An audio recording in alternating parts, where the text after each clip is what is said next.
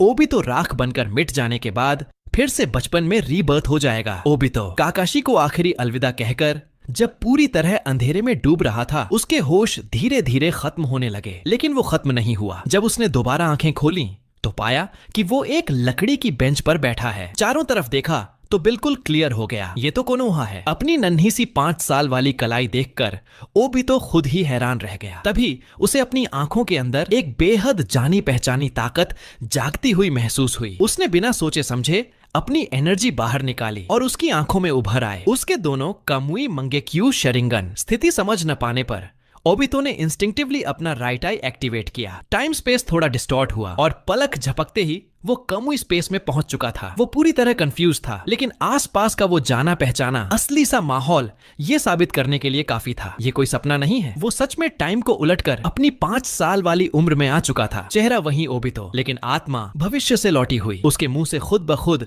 एक हल्की सी सांस निकल गई। रीबर्थ कैसे हुआ ये नहीं पता, पर इतना कुछ झेलने के बाद उसने सच्चाई को मानने में देर नहीं लगाई। अब उसे समझ आया कि शैरिंगन की असली शक्ति तभी निकलती है जब दोनों आंखें एक साथ जागी हों। इस बार कामुई की स्पीड सिंगल आई से कहीं ज्यादा तेज महसूस हो रही थी। इसी खुशी में डूबा ओबितो अचानक जमीन पर घुटनों के बल गिर पड़ा। उसका छोटा सा शरीर अभी मंगेक्यू जैसे स्ट्रेन को झेलने के काबिल नहीं था। ऊपर से उसके पास इस समय हाशिरामा सेल्स भी नहीं थे। जल्दी अंधा न हो जाए, इसलिए उसने तय किया मंगेक्यू का इस्तेमाल जितना कम हो सके उतना बेहतर। पिछली जिंदगी में वो सच कहें तो एक शैतान से कम नहीं था। इस टूटे फूटे निंजा वर्ल्ड में उसने अनगिनत निराशा फैलाई। ऋण का गिरकर टूट जाना, मिनाटो और कुशिना की फैमिली पर आई त्रासदी, न जाने कितने लोगों की मौत, और चौथे महान निंजा युद्ध में मारे गए असंख्य लोग, सीधे या इनडायरेक्टली सब उससे जुड़े थे। सब कुछ शुरू हुआ था ऋण की मौत देखने के बाद, जब उसने निराशा में मंगेक्यू जागा लिया था। इसलिए अंत में उसने नारुतो के लिए जान देने में भी हिचक नहीं की। गुनाहों की भरपाई तो नहीं होती, पर कुछ तो कर ले। लेकिन अब एक राक्षस को दोबारा मौका मिल गया था। इस टाइमलाइन में अभी बहुत सारी ट्रेजेडीज हुई ही नहीं थी। ओबितो ने अपने दोनों कामुई को देखते हुए मन ही मन कसम खाई, इस बार